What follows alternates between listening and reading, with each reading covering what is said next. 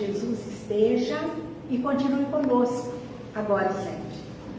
O nosso assunto de hoje, autoexame. Muito bem.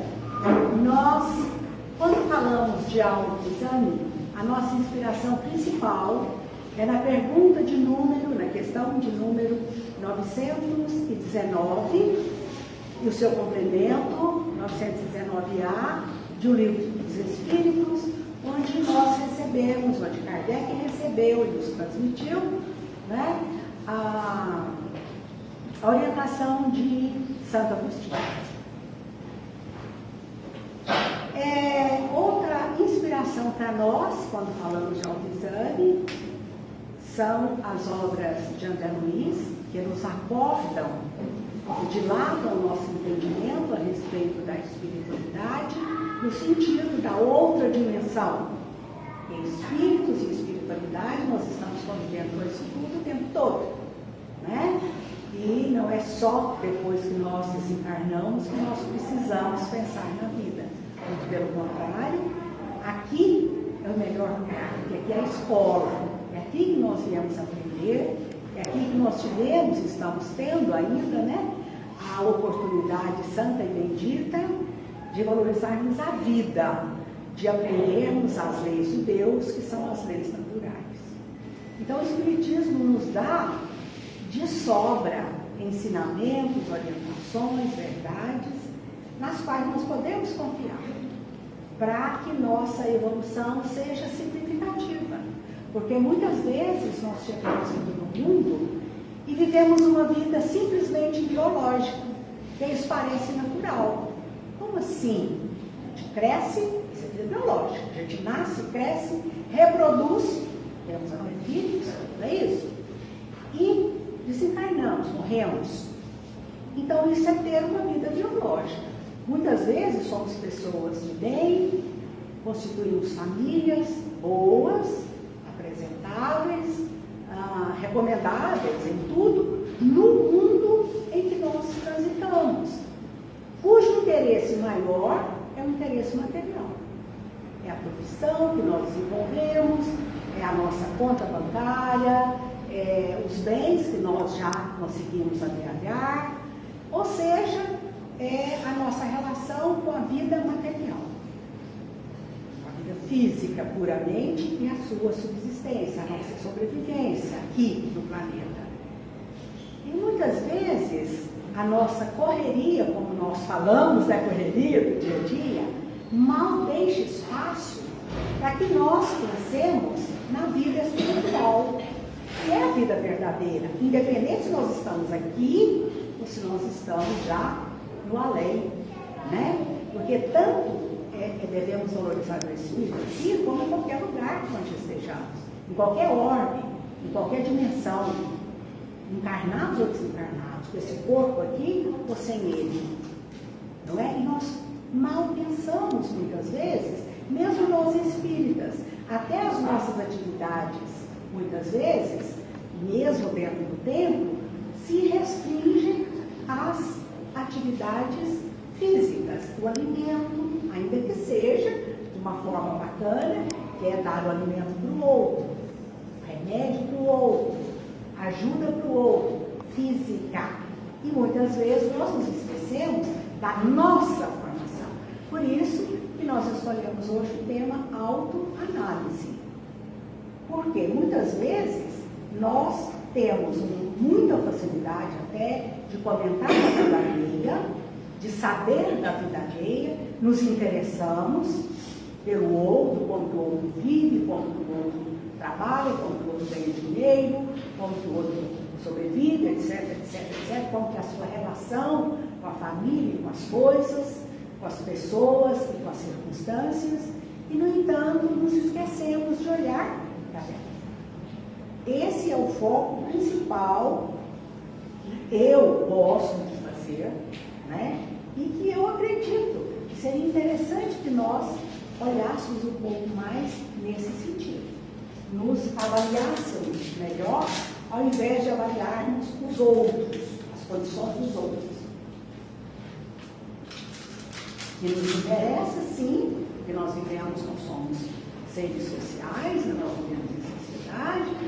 precisamos dos outros, mas nós precisamos primeiramente de nós próprios, do conhecimento que nós temos de nós, da nossa conscientização, da nossa valorização da própria vida, da vida de nós mesmos. Como que nós aplicamos o conhecimento que nós temos religioso, pedagógico, técnico, aquilo que eu aprendi na faculdade, aquilo que eu aprendo no dia a dia, aquela troca com as pessoas, que eu aprendo com os outros, que eu aprendo com a natureza, com a observação das coisas, das circunstâncias, dos fatos, etc. Quando eu aplico isso para o meu próprio autoconhecimento, para o meu próprio burilamento, para a minha própria evolução, que é o que interessa, e não só a evolução, digamos, material, que é importante, desde que no seu bojo nós consigamos levar a nossa evolução íntima, pessoal, espiritual, que nós nos tornemos mais humanos, que nós nos tornemos mais espirituais ou espiritualizados, né? Nós valorizemos essas coisas. E como que nós podemos fazer isso? Através de estudos e da aplicação desses estudos. É um dos meios mais fáceis e diretos de nós crescermos como espíritos imortais que nós somos. Então, na questão de número 919, Kardec perguntou assim para os espíritos luminares que estavam respondendo as suas questões e depois iriam compor o livro dos espíritos, as suas 1019, no livro de questões. Qual o meio prático mais eficaz para se melhorar nesta vida e resistir ao arrastamento do mal? Olha só, qual o meio prático e mais eficaz de nós melhorarmos nesta vida e resistirmos ao arrastamento do mal? Quer dizer, Kardec entendia, como nós entendemos, que muitas vezes nós somos arrastados pelos convites ilusórios do mundo, né? E aí muitas vezes nós caímos. A vaidade, por exemplo, ela enfeita muitas situações. O egoísmo, o orgulho, que ainda são característicos nossos, né? De seres de mediana evolução. Aí, então ele perguntou isso para os espíritos. E quem respondeu foi Santo Agostinho. Ele respondeu assim: um sábio da antiguidade nos disse, conhece-te a ti mesmo. Nós temos notícia que seria Sócrates, que teria dito isso desde a antiga Grécia, né? Antes de Jesus. Então, conhece a ti mesmo. Então, esse seria o meio mais prático e eficaz de nós evoluirmos nesta vida e resistirmos aos arrastamentos do mal dos pais, segundo Santo Agostinho. Nós concordamos com ele. Aí Kardec como que retrucou. Mas a nossa dificuldade, disse Kardec, é exatamente em nos conhecermos. Essa é a dificuldade, não é? É difícil, né? A gente às vezes faz uma coisa sem perceber. Às vezes todo mundo até vê, fala, pessoa chata, não, pessoa isso, aquilo, mas a gente não percebe, a gente acha que está bonita. Está tudo bem, está tudo legal, né? Porque o nosso desconhecimento de nós mesmos ainda é grande, mesmo que nós, como alguns já nos dedicamos a isso, a essa prática, né? De meditar, de olhar para dentro, de pensar, de fazer exame de consciência, autoanálise, etc, ainda que esteja isso muito em moda, ainda assim o mal nos arrasta. Por conta de quê? Do nosso orgulho, que é o pai da vaidade, que é o pai do egoísmo. E ele ainda é característico de todos nós, né? Da maioria de nós, uns mais, outros menos, e a gente vai tirando essas camadas de imperfeição aos poucos, à medida que nós nos conscientizamos, à medida que nós trazemos à tona aquelas questões mais inconscientes que nós fazemos sem ver, sem perceber, mas que na verdade são o nosso modo de ser, não é? Nossa maneira de nos comportarmos, de nos posicionarmos, a maneira de vermos o mundo, tudo isso são características da nossa personalidade que convém que em nos conhecendo a gente mude. Não por uma vassourinha mágica, uma varinha mágica, um condão, né? Ah, eu vou mudar. Agora eu sei que eu sou uma pessoa que tem tal defeito, eu vou mudar. Quem dera que fosse assim. Nós percebemos, fazemos toda uma programação, nos comprometemos com o nosso anjo da guarda, às vezes fazemos até uma promessa, fazemos alguma renúncia, algum sacrifício, pelejamos.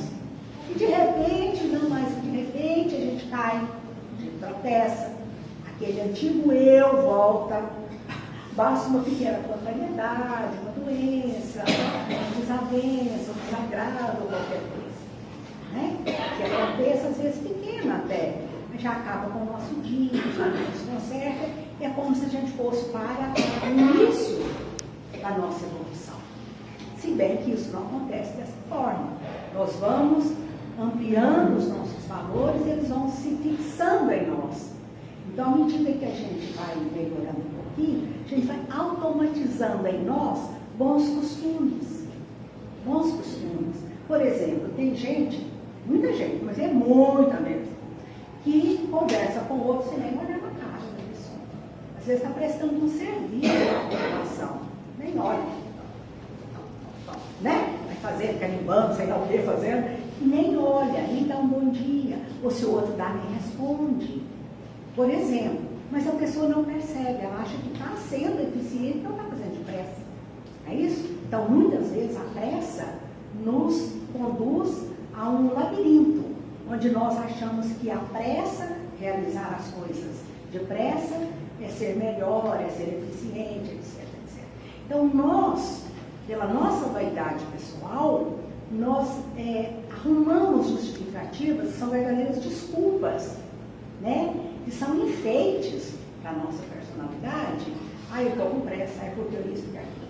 Nada justifica a desatenção, nada justifica a disparidade, nada justifica o maltrato aos outros, nada justifica o maltrato a nós mesmos. A nós mesmos. Por que a nós mesmos? Porque muitas vezes nós somos rudes conosco. Por exemplo, quando nós fazemos uma malcriação com alguém, quando nós brigamos, quando nós xingamos, é um maltrato a nós, a todo o nosso organismo físico e ao nosso perispírito, que é a nossa parte mais, digamos, semi-material, mas jamais espiritualizada. Não é? Porque ficam marcas. E daí causa doenças, etc, etc, etc. Então, quando Kardec falou que era difícil nós nos conhecermos, lá na pergunta 919A, mas a dificuldade está justamente em nos conhecermos, aí Santo Agostinho falou, deu uma sugestão que nós fizéssemos, ou que as pessoas ali se interessassem no autoconhecimento, fizessem o que ele, Santo Agostinho, fazia quando encarnado. É lógico, quem respondeu Santo Agostinho, espírito, né? Mas ele, quando encarnado, era um bispo, um filósofo da Igreja Católica, naquela época, né? Ele respondeu, fazei o que eu fazia quando estava na Terra. E o que ele fazia? Ele relatou longamente. Ele fazia uma análise, uma autoanálise, todo santo dia. Na verdade, ele falava toda noite, antes de dormir, eu pensava, se prejudiquei alguém, eu me fazia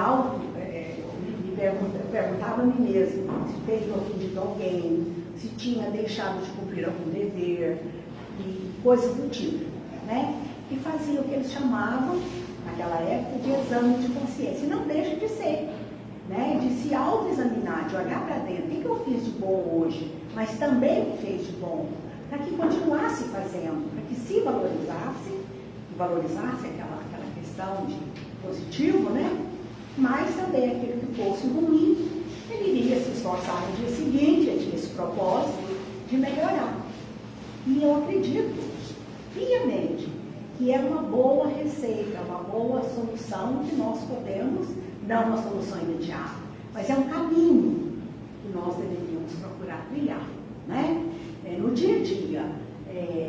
Hoje, nós não temos mais essa diferenciação como naquela época. Não tinha energia elétrica, não tinha internet, né? Não tinha trabalho constituído conforme é hoje, benefícios, né? Muito bem determinados. Então, durante o dia, realmente a pessoa tem que praticar aquele seu ofício, né? Praticar a profissão e tal. E depois, somente à noite, quando fosse já descansar, né? Que a pessoa tinha oportunidade de parar. Hoje nós temos oportunidade de ouvir, né, conselhos através de mil modos diferentes aí, cada um se organiza do jeito que dá, mas essa prática, ainda de antes de dormir, fazer uma meditação, uma reflexão, uma autoanálise é extremamente importante. É necessário que nós façamos. É necessário que nós não deixemos que nada passe batido. E aí, quando a gente tem esse costume, quando a gente já faz uma besteirinha, quando a gente sai do rumo, quando a gente sai do prumo, a gente já sabe, não, foi mal. Né? E aí, o que a gente faz? A gente acerta o passo. Não é por isso que eu vou cair, vou lamentar e vou chorar o dia inteiro, o resto do dia, ou seja lá o que for. Porque não vai resolver. Né? Mas sim conscientizar. Bom, então eu quero fazer cada vez menos isso. Eu vou ter mais autocontrole. Eu não vou perder a linha tão facilmente. Não é isso? E aí, com esse cuidado, com a ajuda dos nossos anjos da guarda, porque a espiritualidade está extremamente preocupada com os caminhos que o planeta Terra, as pessoas daqui, andam tomando. Né? As direções, as guerras, a falta de paz, porque a paz que nós tanto amamos e tanto necessitamos, ela parte, na verdade, de cada um. Né? Nós percebemos que às vezes nós passamos grandes dificuldades, como passamos a Covid-19, todo mundo pensava que o mundo ia ficar melhor, né? Em alguns aspectos sim, né? Porque tudo que é trágico, tudo que é ruim, tudo que é difícil na vida tem um lado bom, tem um lado de colheitas boas, de aprendizados principalmente, né? Mas que não seja só aprendizado da dor, porque a dor nós já temos naturalmente, pela nossa própria consciência, pela nossa conscientização nós já sofremos, no sentido de que ao percebermos que somos ainda pequenos, quando já deveríamos ser maiores, nós já sofremos. E esse sofrimento ele é positivo, porque ele produz em nós uma certeza de que temos alguma coisa boa para ser produzida, para sair daquilo ali, para nós sairmos dessa situação de falta de paz, de intrigas, de ciúmes, de invejas, de excesso de competição, etc. E tudo são coisas que povoam a nossa mente hoje em dia. Então é por isso que nós estamos tão doentes. Antigamente não se ouvia falar, lógico, existiam, sempre existiram pessoas doentes mentais, com sofrimento mental. Só que hoje quase todo mundo tem um sofrimento mental, pela própria condição do planeta nessa fase de transição. E pelos nossos excessos, pela nossa incúria, pela nossa consciência ou semi-consciência diante da vontade de Deus, diante das leis naturais. Né? Nós percebemos, por exemplo, nós gostaríamos de viver, de ter mais verde, de ter mais lazer, mais lugar paradisíaco. A Terra é um paraíso, mas nós não sabemos cuidar da Terra com devido respeito. De ser amor, de ser paixão, não vem por conta não, respeito, né? Respeito pela Terra, respeito pela natureza, daí pelas pessoas, pelo ambiente, pela água. Então daí a falta de tudo isso, que é, por quê? Porque nós temos vontade de lutar. Quando a gente vê uma coisa bonita, eu vou vender isso. Será que eu vou lutar se eu fizer tal coisa, se eu fizer um buraco enorme aqui? Né? Não pensa nas conseguem durar o que eu estou fazendo, de uma mina que eu abro, que eu estouro, se aquilo ali sair em cima de um monte de pessoas, como já aconteceu, não tem importância. A gente paga uma indenização, né? A gente é rico, a gente paga uma indenização e vamos lucrar, porque é importante nós lucrarmos. Outro dia eu estava vendo não sei se você, a maioria deve ter visto, uma reportagem grande, não sei nem qual emissora que fez, um documentário sobre a produção chinesa. Gente, eu fiquei boba de ter tanto ursinho na minha frente. Sabe o que é ursinho de pelúcia? Quem viu sabe o que eu estou falando. Tem um centro comercial, não sei em que cidade da China, que tem 175 mil lojas no centro comercial. Todas com produto, lotadas de produto, igual aqueles que a gente gosta de ver assim, que a gente tem que guardar passinho e tem um monte de coisa, um monte de coisa. Para quem vai comprar tudo isso? Para onde que vai isso? Se espalhasse no planeta, ela vai cobrir 1000 vezes toda a Terra. Tinha que exportar um pouco para a Lua, para Marte, para Júpiter, para o espaço, sei lá para onde, né? Por quê? Então, ânsia de ganhar. Isso eu falei a China porque mostraram, eu fiquei indignada. Eu sempre fui muito preocupada com a quantidade de coisa, né, que existe para comprar, que existe nas lojas, mas não vende tudo isso. Não pode, não tem condição. Né? Não tem condição, assim, tanta coisa. Então, o que é isso? Ganância.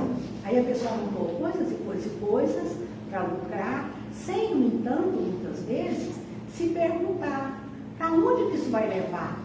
Além de mim, eu vou conseguir ficar rico? Beleza. Mas qual a consequência se todo mundo pensa igual e a maioria pensa igual? Porque o lucro, as pessoas, o Emmanuel fala que as crianças mal saídas da infância já se interessam pela mina lucrativa. E é Deus. Os menininhos gostam de dinheirinho, né? E tudo bem quanto a isso, desde que se tenha uma superconsciência, uma superconscientização de como vai ser usado, saber usar, saber que tudo isso é útil.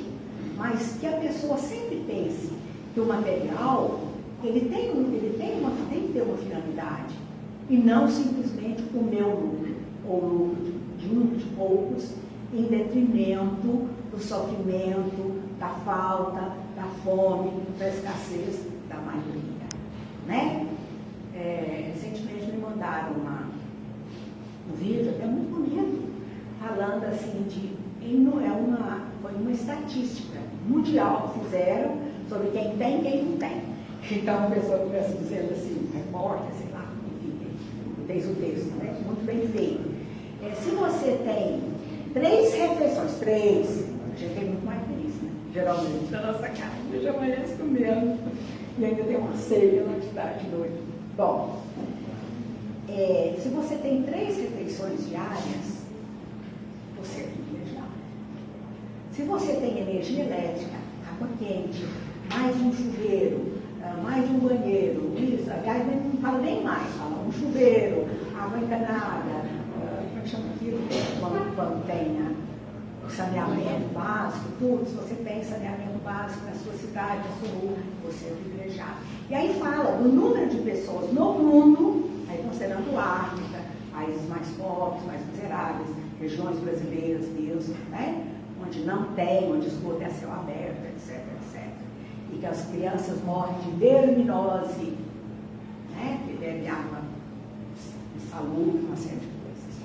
Então, vai falando assim, a gente fica com uma vergonha de pensar assim, o que eu faço? Né? O que eu estou fazendo? Eu estou fazendo alguma coisa de útil? Se eu tenho um conforto, isso deve, de alguma forma, ser canalizado também, o partido também. É claro, ok, eu vou estudar, eu vou evoluir, eu vou comprar livros, beleza, tudo isso dá para fazer, pode ser feito, é justo, mas também pensemos nos outros, principalmente não desrespeitando as leis naturais, né? Não desrespeitando o espaço de todos, não querendo sempre chegar na frente, etc, etc, etc. Então, quando nós fazemos essa autoanálise todo dia, a gente tem condição de crescer. Porque nós vamos ver que nós estamos, muitas vezes, necessitando não só de doar daquilo que nós devemos, né? Que nós devemos. Eu sempre fico admirada no sentido negativo, quando eu vejo uma pessoa bem idosa, assim, às vezes até mais velha que eu, já sou idosa também há um tempo, né? Uma pessoa às vezes mais velha do que eu, com uma missão assim, de amealhar bens, de terra, de casa, de bens materiais, gente, vai ficar tudo, mas vai ficar mesmo, né? E o pouco que a gente tem é bom até destralhar mesmo a vida da gente, para a gente ficar mais tranquila a hora que a gente partir, não ficar pensando o que será que o fulano fez, como será que está administrando, né? Lá na casa, né? Ex-casa, sei lá, por exemplo, né? Eu brincava com a minha mãe, ela tinha muita mania de oferecer comida, ela ficava muito preocupada. Aí a gente chegava nas delas. Você já almoçou? Já. Estou nutrida, tá tudo bem. Ah, mas come um pouquinho, porque você está magra. Você está comissa, né? Você está magra, você está pálida, não come. Tá. Aí eu vou fazer café. Aí eu falava, mãe, então senta que eu vou fazer para a senhora. Porque quando a senhora morrer, a senhora vai ficar um fantasma fazendo café e oferecendo para nós. Eu não quero café de fantasma.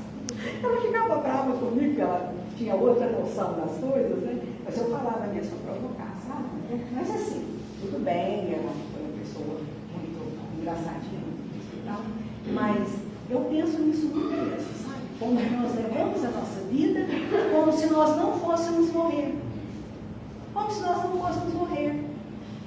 Nós estamos lá caducando, custando andar, mas não querendo ganhar mais dinheiro e não sei o quê, e resolver uma questão para o meu filho, para os que são meus. Lá no Evangelho de Mateus, no capítulo 15, se não me engano, do Evangelho de Mateus, Jesus fala assim, que nós devemos amar os nossos inimigos, orar por todos aqueles que nos perseguem e caluniam. Porque se nós amarmos e orarmos somente por aquelas pessoas de quem nós gostamos ou que gostam de nós não estamos fazendo nada de especial. Aí ele pergunta, os publicanos, que eram tidos como pessoas de uma vida, né? Os publicanos não fazem também o mesmo? Os pagãos não fazem também assim? Amam seus filhos, trabalham pelos seus filhos, doam bens e herança para os seus filhos? Isso não tem nada de especial. Nada. Então, o que é especial? Você gostar daquela pessoa que não gosta de você.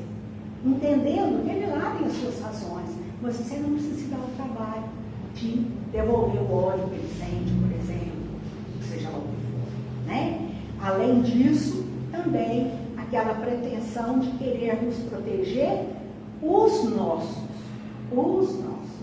Né? Normalmente a gente faz isso. A gente dá a vida. Eu vi o meu amigo coisa assim lá no Instagram, ele bom.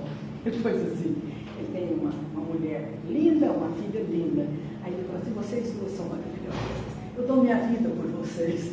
Eu falei, cretino. Não faz nada de especial, né? Não faz nada de especial. Lógico, gente, tem responsável pelo filho, pela família, você é mais responsável. Mas por todos os outros seres, nós somos responsáveis também, né? De uma forma indireta, de uma forma mais suave, mas dá para fazer isso, né? Dá para estender isso daí. Então, essa é a sugestão de Santo Agostinho, que nós olhamos do lado. Quando a gente estuda um pouquinho de... Nossa, gente, meu pior defeito é falar demais. Quando eu olho no relógio, fica até... Quando a gente estuda um pouquinho de psicossomática, é uma coisa assim até óbvia. A gente vê, teve uma época que eu estava dando muito torcicolo, aí eu falava, sempre com meu filho, eu vi que é um problema de saúde, então eu estou carona para isso. Aí eu falava, Daniel, olha como mãe aqui que meu pescoço não vira. Aí eu falei, gente, eu não quero nem analisar o que é, por que é que esse pescoço está tão duro assim. Por que a gente fica com torcicolo? Dificuldade de olhar para o lado. Dificuldade de olhar para o lado não é só o torcicolo em si, mas a causa profunda disso. A pessoa que não olha para o lado, que não olha para o outro, que não liga para o outro, não dá importância para o outro. Aí eu fiz uma autoanálise de Jesus. Né? Vamos, sabe? Então, assim, se nós não precisamos estudar muito, é uma coisa óbvia, sabe? E não nos vitimarmos, eu estou com dor de pescoço, eu estou velho, eu tenho artrose, tenho tudo isso, velhice, artrose, tudo. Mas se der uma coisa assim, pode procurar uma causa psicológica profunda que a gente acha. Então é muito legal, muito interessante, à medida que a gente quer ver, mas é preciso querer, né? Tem aquela parábola do cego de Jericó, na verdade não é uma parábola, é uma passagem, né? Em que o cego, quando ele viu Jesus se aproximar, cego, ele tirou a capa, jogou a capa no chão para andar mais depressa, porque aquelas caponas antigas, né? A capa pesava, e para ele ir na direção da voz de Jesus, para ele sair correndo. E chegou e Jesus viu aquilo e falou, coitado, né? Que queres? Ele respondeu, Senhor, que eu veja. Que eu veja. Só que naquele momento, e aí Jesus disse aquela frase clássica que ele falava, a tua fé te salvou.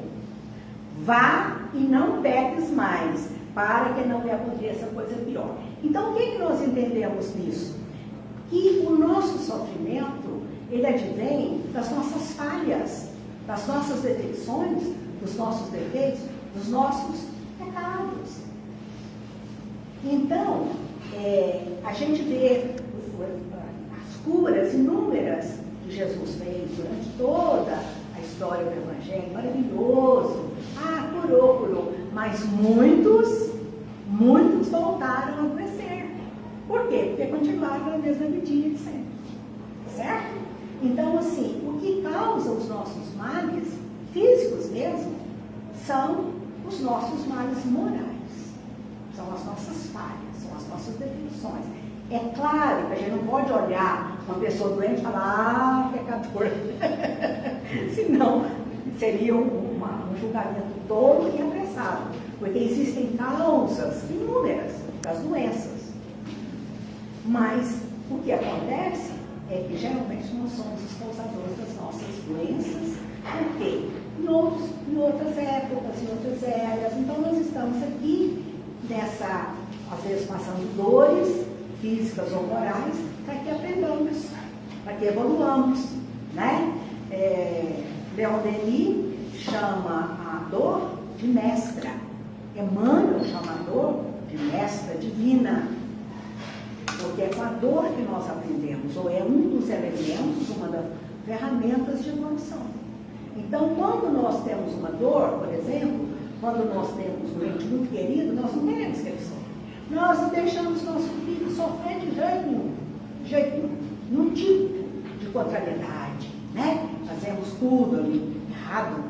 Não vou dizer que a gente quer que ele sofra, que quer que ele, não é isso. Mas no sentido assim, de poupar demais, de bajular demais, de fazer demais e não deixar que a pessoa caminhe com as suas próprias pernas e, de repente, deve algum tombo, alguma coisa, para que ele possa também aprender a se defender e se fortalecer como espírito imortal que é. Né? Todos nós viemos aqui na Terra para aprendermos. Nós não viemos aqui a passeio, nós viemos para aprendizado. Unicamente aprendizado. Né? Por isso é que nós devemos fazer essa autoanálise. No livro de André Luiz, em todos eles, ele fala muito disso. Acredito que a maioria que já tem lido algum, pelo menos o nosso lar, todo mundo já leu, é o primeiro dele. Ele relata passagens do plano espiritual. Ele lá no plano espiritual. E os acontecimentos lá. No plano espiritual, mas muito próximo da Terra. Não estava muito longe daqui. Então nós pensamos assim, quando eu desencarnar, eu vou lá, não sei para onde, né? Não, nós não sabemos. Muitas vezes nós continuamos por aqui. Em camadas, em dimensões diferentes, mas ao redor da própria Terra. Percebe? Porque a nossa natureza muitas vezes nos prende aqui. E muitas vezes nós somos muito ainda animalizados, grosseiros, apegados. Tem um dos livros do André Luiz mesmo, que fala de um fazendeiro que ficou um século na antiga fazenda que ele tinha. Todo mundo já tinha ido embora e ele estava lá. E coisa mais triste, em cima de uma porteira. Não é esquisito isso? Parece estranho, né? Mas acontece. Por quê? O que prende a gente nisso ou naquilo, o que faz a alegria, a tristeza, a dor, a felicidade, a infelicidade, é a nossa mente.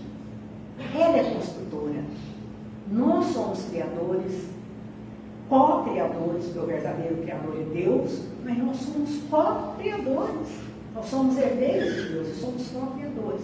E principalmente em relação ao pensamento e aos sentimentos, nós criamos a situação em que nós vivemos.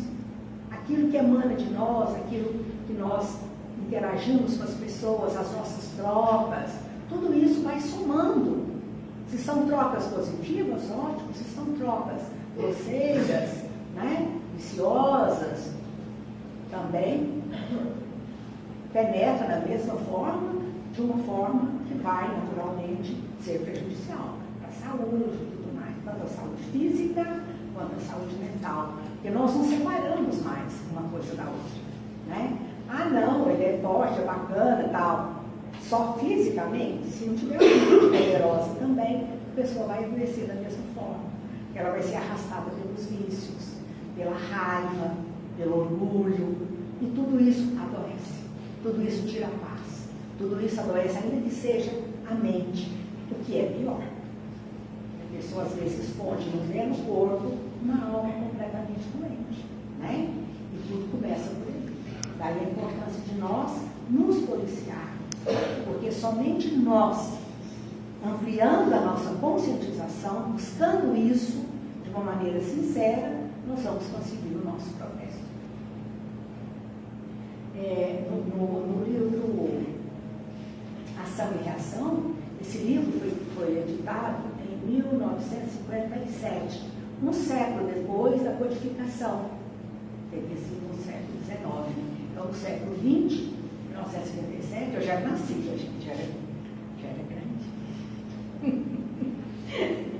Então, esse livro, Ação e Reação, fala exatamente isso, sobre o que as nossas ações provocam. Isso do ponto de vista espiritual.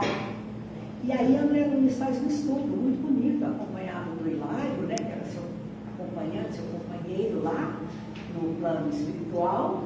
Ele ficou 3 anos estudando essas questões da lei de causa e efeito, uma das leis mais bonitas da natureza. Toda ação vai provocar uma reação semelhante. Toda causa tem um efeito, todo efeito tem uma causa. Tudo tem uma consequência. Então, por isso, nós devemos olhar com olhos de ver, fazer que nem o cego perguntou. Pedir a Deus, pedir a Jesus, aos Espíritos bons, que nós vejamos o que nós precisamos ver.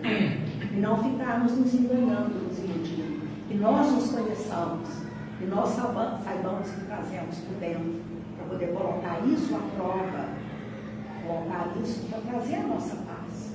No momento que eu faço o que o meu coração pede, não só o meu coração apaixonado, mas o meu coração sincero, de pessoa, de espírito imortal, um sentimento puro de fraternidade, no momento que eu ajo com esse sentimento, eu consigo ver e agir com correção e amealhar a paz, que é o que nós mais estamos precisando.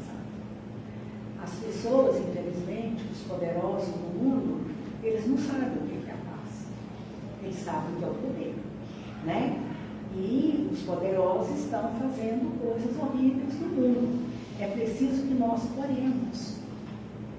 Porque diz o Emmanuel que numa multidão de pessoas que vibram no mal, se tiver uma única pessoa que ore ali, que tenha fé, que tenha sinceridade, que pense no bem, ela constitui maioria. Não é interessante nós pensarmos nisso? Então, acho que nós estamos precisando rezar mais. Nós estamos precisando orar pela paz mundial, ao invés de ficar só criticando. Que é claro que é passível de crítica, né? Dá vontade de jogar uma coisa naquelas pessoas, mas não iria resolver. Nós estaríamos agindo de uma forma, né, igual, né? Porque nós temos Deus em nós. Tem um autor, Khalil Gibran, ele é um poeta, um filósofo, mas ele é muito espiritualizado. Então ele fala assim, que nós não devemos dizer, eu tenho Deus no meu coração, mas nós estamos no coração de Deus. E Emmanuel, e André Luiz, e os Espíritos Superiores, todos nos ensinam que nós estamos mergulhados aqui na atmosfera terrestre, como se fossem os peixes no mar. E que nós todos respiramos a mesma atmosfera, o mesmo ar. E é necessário que nós possamos emanar, deixar sair de nós as melhores coisas, as melhores energias, as melhores vibrações, para que as pessoas também se sintam bem, nos devolvam aquilo, mas independente disso, se eu penso bem ali, eu sou uma livre, no sentido de paz, no sentido de harmonia, no sentido de harmonização do ambiente, né? Não vale nós chegarmos no lugar e falar, o ambiente está pesado. Pode ser que seja verdade, mas se nós emanarmos o bem, nós não vamos sentir tanto peso daquele ambiente. Nós vamos sentir aquilo que está realmente dentro de nós, que é a paz, a vibração de paz, de harmonia, de desejo que todos que estejam ali se sintam bem, que todos possam ter paz. Já pensou uma pessoa que nunca sabe o que é paz? Que nunca sabe o que é fazer um bem? Está sempre assim querendo ganhar, lucrar, só, ou seja, vive uma vida biológica, uma vida competitiva, exacerbadamente competitiva, né? Então tudo é para ela, como se ela fosse tudo desse tipo assim. Então é necessário mesmo que nós reflitamos essas questões todas e que nós possamos fazer o melhor ao nosso alcance. Então, toda ação que nós tivermos vai ter uma reação correspondente igual. Não nos esqueçamos disso. Isso é uma lei natural, significa uma lei de Deus. E nós devemos dizer, como Gibran fala, né? Até hoje nas suas obras, nós estamos no coração de Deus. Pensemos nisso. Então, esse grande mar de gente é o coração de Deus. Só que ele é tão grande e tão poderoso, né? Que tem gente de todo tipo, né? Porque ele nunca parou de criar. Então são nossos irmãos mais primitivos, menos evoluídos, e que nós um dia vamos estar num patamar, se Deus quiser, melhor. Se nós buscarmos isso há um breve tempo, nós vamos poder estar respirando melhor, ares mais puros, pessoas felizes, melhores, e poderemos ainda olhar aqueles que ficarem, porventura, na retaguarda. Como o espírito de Bezerra de Menezes, vocês já devem ter ouvido essa história, mas eu gosto de falar que eu acho ela bonita demais. Bezerra de Menezes foi convidado pela Maria Santíssima, Mãe de Jesus, para fazer parte da equipe dela, nas alturas, não era aqui não, era lá nas alturas, em outros órgãos, em outras dimensões, né? Ainda, ele pediu para ela que o deixasse aqui por enquanto, porque ele não queria nos deixar no meio de tanto sofrimento. Ele queria ajudar as pessoas que estão sofrendo na Terra. Não é bacana isso? Então tem espíritos que renunciam de ir para longe para ficar perto de nós, para nos ajudar. Então, Jesus nos abençoe e que esses espíritos tenham cada vez mais piedade de nós e que nós tenhamos piedade dos outros. Que Jesus nos abençoe. Muito obrigada. Obrigado, Helena.